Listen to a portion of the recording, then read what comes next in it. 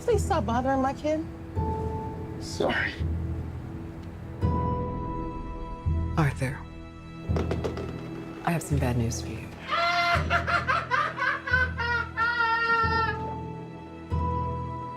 This is the last time we'll be meeting. You don't listen, do you? You just ask the same questions every week. How's your job? Are you having any negative thoughts? All I have are negative thoughts. What's up, everybody? It's your boy back at you again. Wait a moment. Today we're going to be talking about Joker. So Joker just came out a couple days ago, even with all the media coverage and the toxic fucking scare that they're trying to put on audiences with the whole, oh, someone's going to shoot up a theater, someone's going to do this, someone's going to do what they did back in 2013 with The Dark Knight Rises when that came out, even though the title villain of that was Bane, not the Joker. But either way, I mean, that's the worst thing that can happen to an audience in a theater chain, and a film that's created by people, a bunch of people, that it's some fucking moron going out and shooting people because they saw a piece of media or they took a character to heart or the wrong way, and Joker's definitely one of those characters that incites that. But anyways, that's not the topic of the day. The topic of the day is, what did I think about Joker? So what did I think about Joker? Joker was fucking amazing. It was phenomenal. Joaquin Phoenix really transformed in the role, and I think that this definitely makes me want to see other films like this, and I hope there are other films like this. I've been waiting for an actual film with superhero characters in it. I mean, we haven't seen that for a long time, and in ways, never really. I mean, yeah, Dark Knight was a film, but I would say that's an actual film. That's probably the last one that came out that was an actual film, besides maybe Iron Man, which came out in the same year. I thought that was great also. And the MCU and other studios that have done superhero movies have all been acts of entertainment and been acts of box office revenue and what we're gonna make off this guy or what we're gonna make off that character, instead of studying those characters as a character thesis or theory or theology, And I think that overall, you can't really say that the character study for characters hasn't been done yet or hasn't been done after those films, because we do have Man of Steel, we do have BVS. Those characters try to test certain things and it doesn't work, and there are even other films, So I think that you can't really say it, and a lot of films do that. They're all, majority of superhero movies are character studies, whether they're small bits and pieces or they're explosive, like, whoa, I really love this. With the Joker, that's what this film does. This film really hits home as far as a character study, because it shows you the origins of Joker. It shows you the walkthrough of how he becomes the Joker, how he really bathes in that laughter, And I think this film was really interesting because, in a way, this film really sympathizes Joker. It really makes you want to sympathize with him, and that's something that I do not like with most of my movie villains, particularly with comic books. Comic book character villains shouldn't be sympathized, unless, of course, that's how those characters are originally created and crafted. Whereas with Joker, he's not a character you sympathize with because he's crazy, he's he's maniacal. He's not somebody that you're gonna sit there and pat on the back like, yeah, you just killed a bunch of kids, but I understand, man. You had a bad day and you just never got back from it, But I guess with Joker, it's like, that's what makes it so interesting, is that, like, how do you sympathize Joker? How do you make that character understanding? How do you get audiences to say, man, I'm rooting for that guy. I want him to kill this guy. I want him to kill that guy. I want him to do this. I want him to do that. And they did it. Todd Phillips did it. Todd Phillips, the team, Martin Scorsese, whoever funded this project, the writers, they all did it. They all came together. They got in their rooms and they fucking made it, man. They made it. And this is not a property that we're looking to milk or anything. This is a property that we're looking to just put out and make, audiences watch something that is caring, that cares about what they think, that wants them to think, and that's what they've done. That's the job, that's the task that they were, that the journey that they followed, and they fucking achieved it. They achieved it, man. Like, this film's awesome. It's brilliant. And I think that, my only con, or my cons about it, let's get to my cons, right? is that it's a real slow burn. It's a real slow burn. But it's like at the end of the day, that's what a film is. A film is, it's built up into the beginning, the middle, and the ending. That's a story, And every movie has that, that same kind of frame, because that's how you write a story. But with this film, it's a slow burn because it's such a character study and character analysis that it's just like, whoa, like you're really watching this guy develop, and then he peaks right at the end of the film. I would even say like he peaks.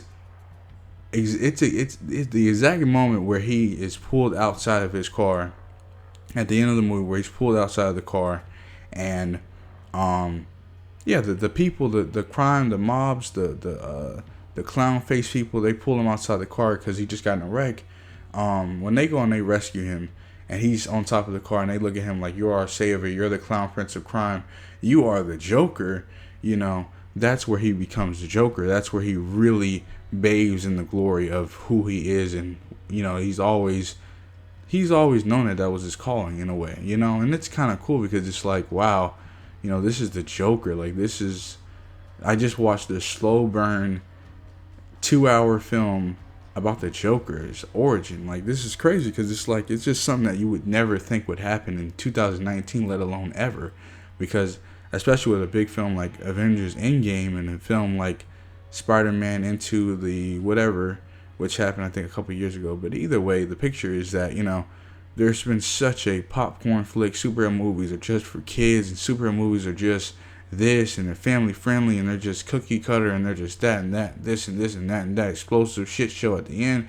Yeah, that's the superhero movie, But now Joker's getting us back to the roots, where it's like, yeah, man, these films were originally like non-shared universes, and they had stories, and they had characters you cared about, and arcs that you had to follow.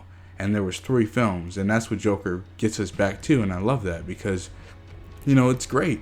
It's fucking amazing. And yes, there will be more superhero films like the ones in the MCU. There will be superhero films like the ones in the Sony universe. They're trying to adapt, and I think that's great. I mean, there's nothing wrong with having something different, and that's what I've wanted for the longest time, is for something different. A picture that has multiple universes, multiple this and that.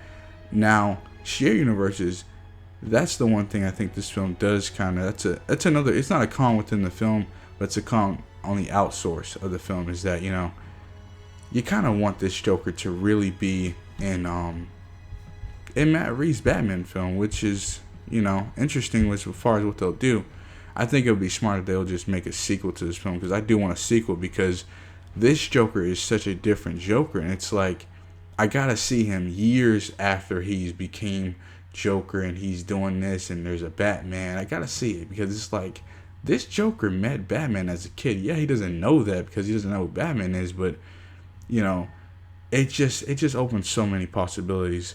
And I think, but another con, going back to the actual review, another con of this film is not only the slow burn, but it's so hard because I'm trying to think here. Okay, it's also, See, I was talking to a friend about Joker, and he was like, Joker is beyond sexuality, and I agree with that for the most part. I mean, yeah, he's got Harley Quinn, but he is beyond sexuality. Like, he does little fruity stuff and this and that, and it makes him all cool. And he's crazy and he's sick and he does shit. I mean, this is the guy that will gas an entire theater of people. I mean, this is the type of guy that will kill the president. You know what I'm saying? This is the type of guy that will kill Superman's wife and his kid, his unborn child. So, I mean, it's like you can't put anything past this guy. This is the guy that keeps coming and keeps coming back just to fuck with Batman, just to be that big asshole, because he's a big fucking goof. He's a clown, He's just fucking narcissistic asshole, egotistical, just crazy, just outright maniacal, So I think that it's just so interesting, because I mean, my con was like I didn't like the fact that he just kept dancing throughout the film. I didn't like the fact that, like, the majority of the runtime is really Joker or Arthur Fleck's character dancing and laughing, which the laughing part's amazing. It's amazing, but I'll talk about that also. Dancing, laughing, and then it's also him running from people, or running just in general. You know, that's pretty much all of it is. And then him smoking a goddamn cigarette, just sitting there like, whoa, what the fuck's going on here? You know, 2 hours has passed, and this man, or maybe not 2 hours, maybe it might have been 1 hour and like 40 minutes, and this guy still hasn't donned the green hair yet. I'm sitting there like, man, when is he gonna get that green hair? When is he gonna get the green hair? Then it finally happens. I'm like, okay, now we're getting to some Joker shit. Then when he puts his makeup on, and I mean, it just all comes together. When those last 20 minutes, like when he puts that green hair, which is the climax. No, I mean, that's not the climax. Climax is when he shoots those guys in the subway. But when he gets to that point where he puts that fucking makeup on, dude, you're just like, I was hyped, man. I was hyped because I was sitting there like, wow, like, we're finally going to see Joker. We're finally going to see Joker. Like, this is going to be dope. And it was dope. It was sick. You know, I loved it. And I love how he was unpredictable. I love how he was just, he really just stole that part. He really was just, it felt so realistic. And you felt like you were watching Arthur Fleck as the Joker. Like, it was just, it was amazing. And I mean, Joaquin Phoenix really transformed. You would have thought that this really happened to him. You know, I mean, this was, people talk about Tony Stark's Iron Man. This is Joaquin Phoenix's Joker. He's Joker. But I definitely have to see another film because I want to see him in full-fledged light. And I want to really see him be Joker. I really want to see him do some crazy shit and him deal with Batman. I really want to see what that Batman thinks about Joker and what he has to deal with as far as Joker. You know, because, I mean, this guy was pretty much crowned the Clown Prince of Crime in this universe, you know. You know, he shoots, I almost said Bill Murray. He shoots Murray Franklin on his show.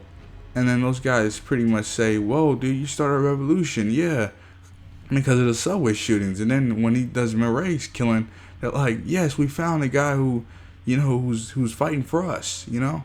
Because the whole city goes into chaos that one bad day, back to that one bad day thing, you know, with Joker. And that's what's so great about this movie is that they really hit home on the bad day. They really hit home on Joker's mental state, you know, as far as Arthur Fleck.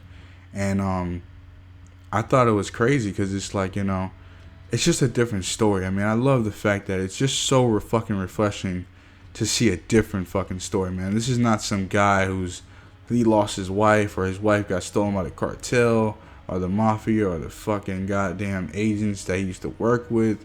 And he's gotta go get her. This is not some damn chick flick. This is not some stupid Christmas Carol. This is not some fucking soul food movie. This is not some goddamn shitty goddamn Godzilla, some fucking sludge monsters. This is none of that bullshit. This is just fucking, this kid never had a chance. He was adopted. His mother broken him. She allowed it to happen. Child abuse, real thing. It's a real thing, you know. Child Protective Service, mental issues, those are real things. And you see it all in this movie. And I mean, it's just so refreshing, especially as far on the scale that it's on, you know. So I really do love this film, and it's great. I'd say go check it out, but you probably already have. Anyway, that's the review. Great movie, phenomenal. Gonna have more videos.